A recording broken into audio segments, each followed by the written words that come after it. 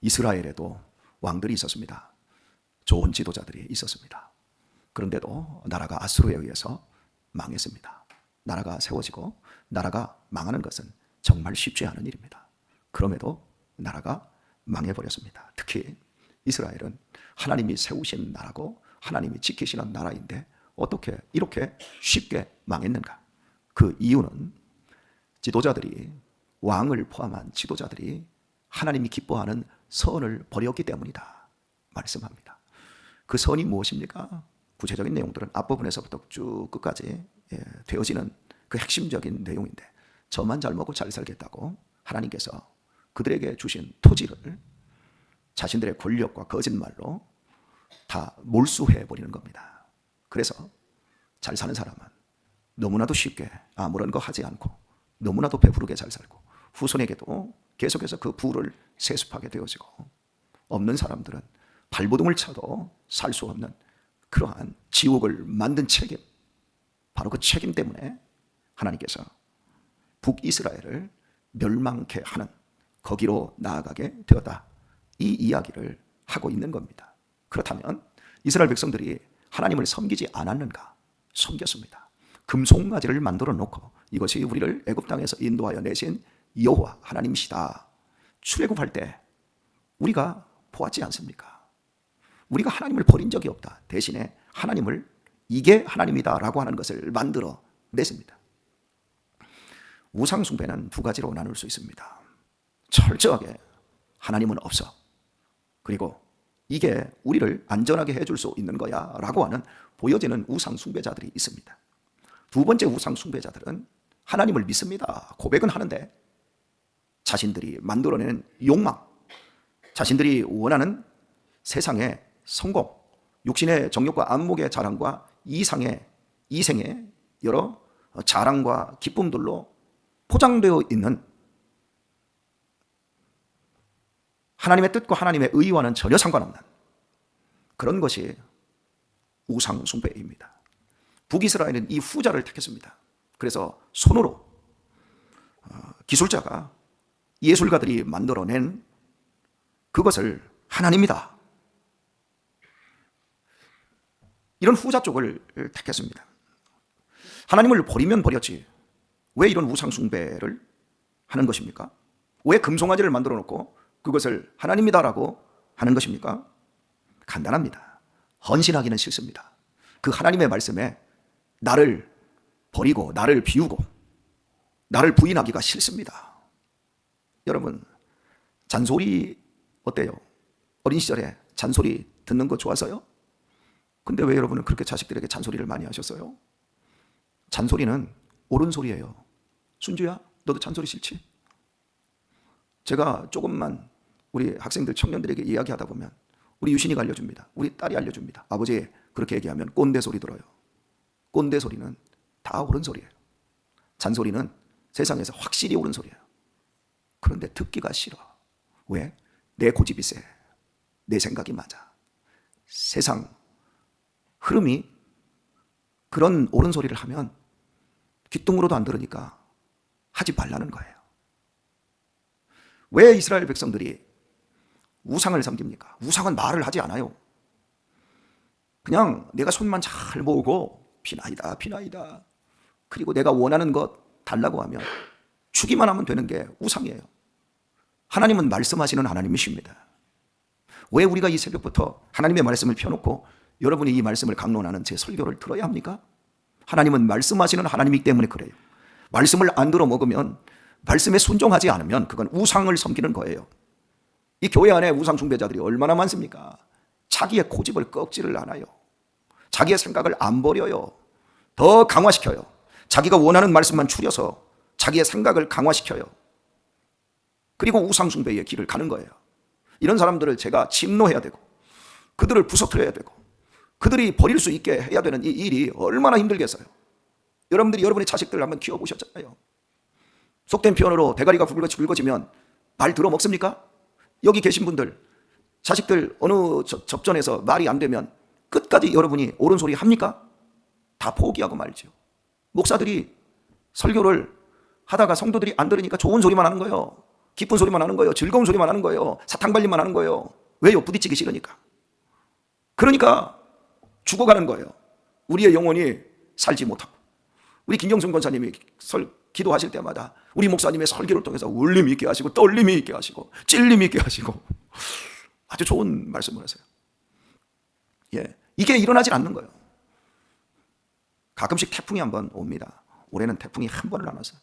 대신에 하나님이 왕창 더위를 쏟아 부어주셔서 다 타버렸어요. 태풍이 올 때 그 태풍 우리가 얼마나 무섭고 싫습니까? 하지만 태풍이 와야 됩니다. 태풍이 와야 우리나라는 삼면이 바다입니다. 태풍이 올 때 바다가 한번 확 뒤집어집니다. 힘이 없이 썩어가고 그냥 부유물들이 너무나 많고, 그런데 저 밑에 남태평양에서부터 태풍이 한번 몰고 오면 바다를 확가닥 다 뒤집어 놓습니다. 그러면 바다가 사는 거예요. 태풍이 없으면 바다 생태계가 죽어버립니다. 썩어버립니다. 바다뿐입니까? 이런 바람이 한번 와서 먼지도 싹 훑어가면, 태풍 한번 치고 가게 되면 공기가 얼마나 좋습니까? 물론 잠깐입니다. 하나님의 말씀은 우리에게 생명을 가져다주고 우리의 인생의 밑바닥에 있는 그 더럽고 음란하고 추잡하고 우울하고 죽음을 불러들이는 그 생각을 확 다 뒤집어 놔서 다 가져가 버려요. 그리고 우리 안에 성령의 바람을 일으키십니다. 우리 안에 생명의 바람을 일으키십니다. 웃음의 바람, 기쁨의 바람, 행복의 바람을 일으켜내십니다. 우리의 인생 속에서 우리가 원하는 대로, 내가 추구하는 대로, 내가 기도하는 대로 다 받아내고 다 누리면 우리는 금방 망가집니다. 계속해서 건강해 보십시오. 우리 강대식 집사님을 제가 여러 번 말씀을 드리지만, 우리 강대식 집사님께서 수년 전에 중풍이 뭐예요? 중한 바람을 맞은 거잖아요. 무거운 바람이잖아요. 태풍을 맞으신 거예요. 바람이라고 그러잖아요. 저 바람 났다 그러잖아요. 바람으로 표현합니다. 오늘 본문에서도 바람을 심는다, 그리고 태풍을 거둔다, 그렇게 말하지 않습니까? 우상 숭배자들의 결국은 이건 거예요. 교회 안에서 우상 숭배하면서 편안하게 가지 않습니까? 그러면 결국에는 풍을 맞는 거예요. 그 풍이 여러 종류의 풍이에요. 그런데 교회 안에서 맞는 이 풍은요, 우리를 살리는 풍이에요. 세상에서 맞는 풍은요, 죽이는 풍이에요. 아니, 그 사람들의 풍은 솔솔 부는 봄바람에 꾸벅꾸벅 나른하게 졸다가 운전하다가 작살나는 바람이에요. 우리 강 집사님께서도 이 중풍 맞기 전에 참 친구 관계라든지 그 좋은 그 술을 못 끊으셨잖아요. 만약 그 계속해서 그냥 갔다고 하면 우리 강 집사님 생명이 보장되지 않아요. 나이가 그렇게 드시는데 이 술이 이게 감당이 됩니까? 제가 우리 성도님들하고 가끔씩 당구장에 가면 우리 유신이 우리 아들들도 그래요. 아니 맨날 그 사람들만 있어요. 가보면 맨날 그 사람들이에요. 그리고 당구 치면 그냥 당구 치나요?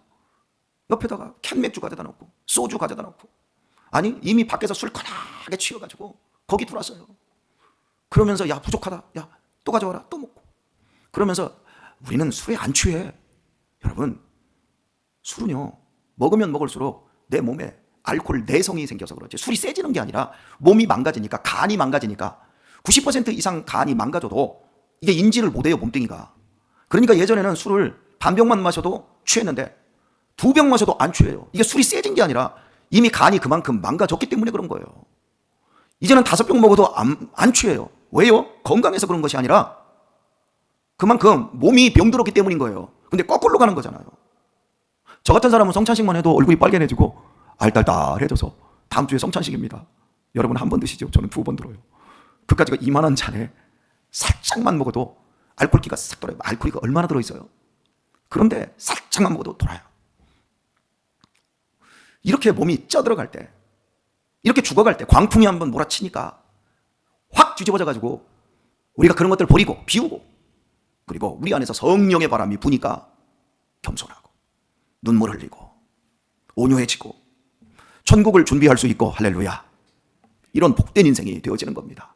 지금 인생 하나님 계셔도 나는 안 사랑해, 나 늙어서 죽을 때나 돼서 나 예수님 믿지, 교회나 갈까? 혹시 이렇게 생각하시다가 지금 인생의 광풍을 만나 하신 분들 계십니까? 제 설교 똑바로 들으십시오. 그 광풍으로 여러분의 인생을 쇄신시키시고 예수님께 붙잡히시고 진짜 백이 하나님의 사람이 되실 수 있는 복을 누리시길 바랍니다. 하나님은 광풍으로 여러분을 부르시고 계시는 겁니다.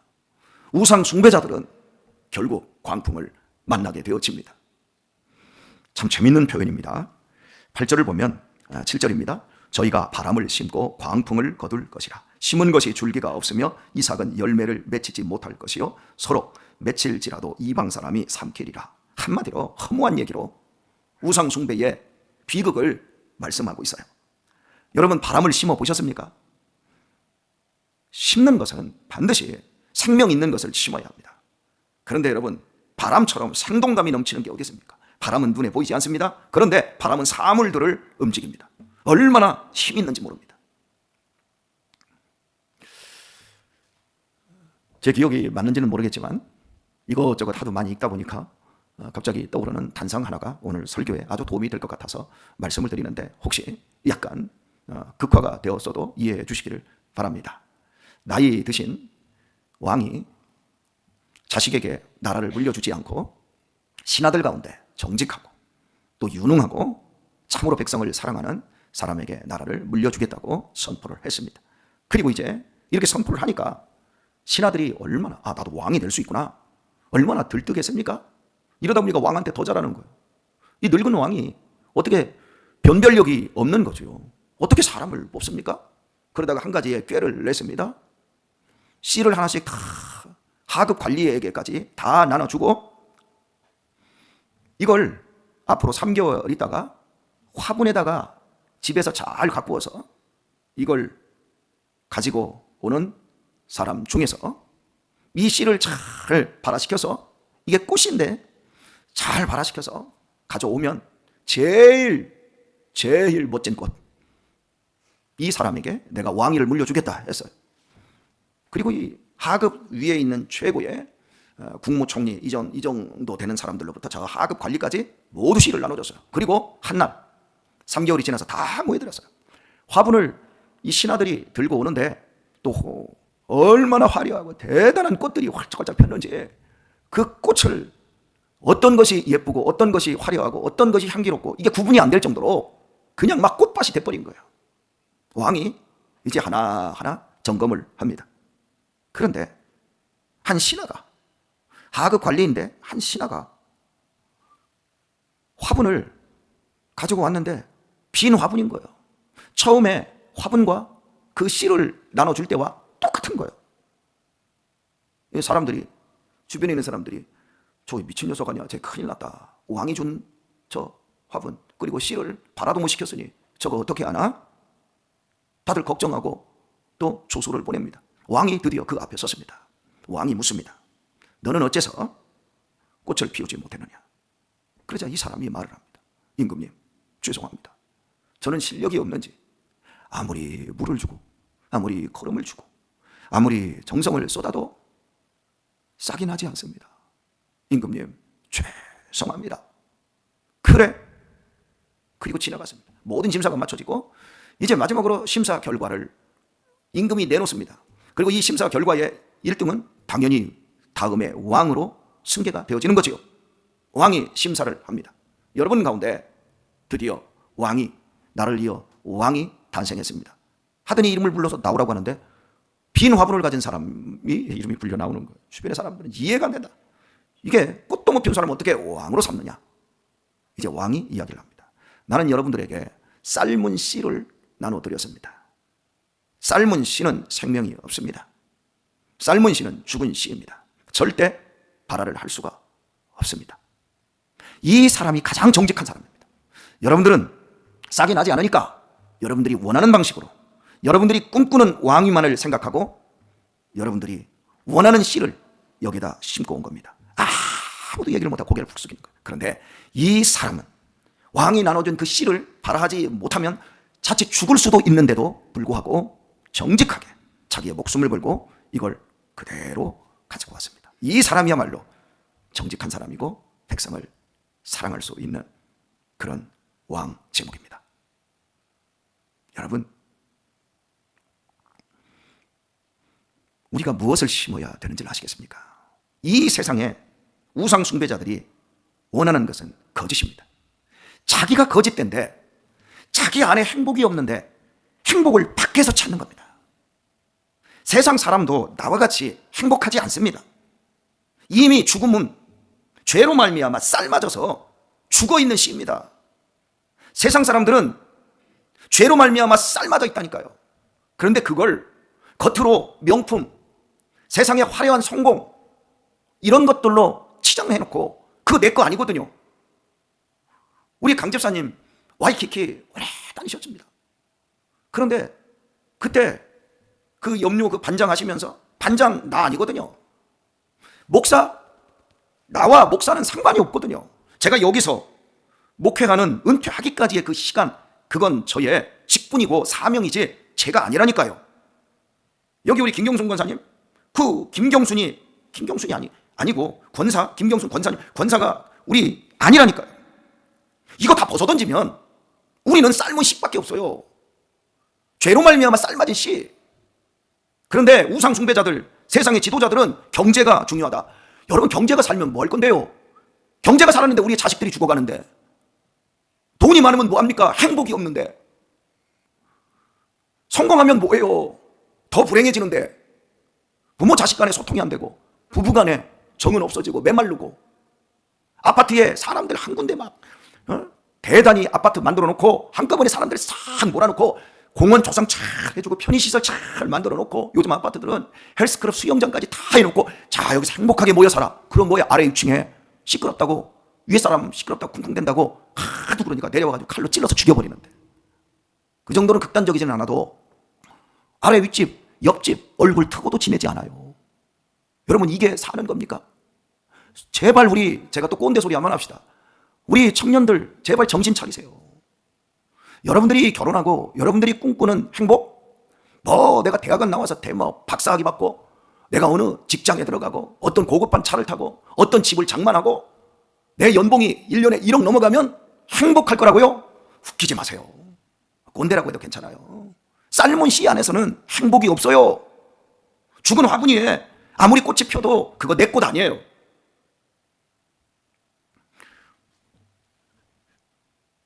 우상 숭배자들은 그것은 바람을 심는 거예요. 예수님께서는 이렇게 말씀하셨습니다.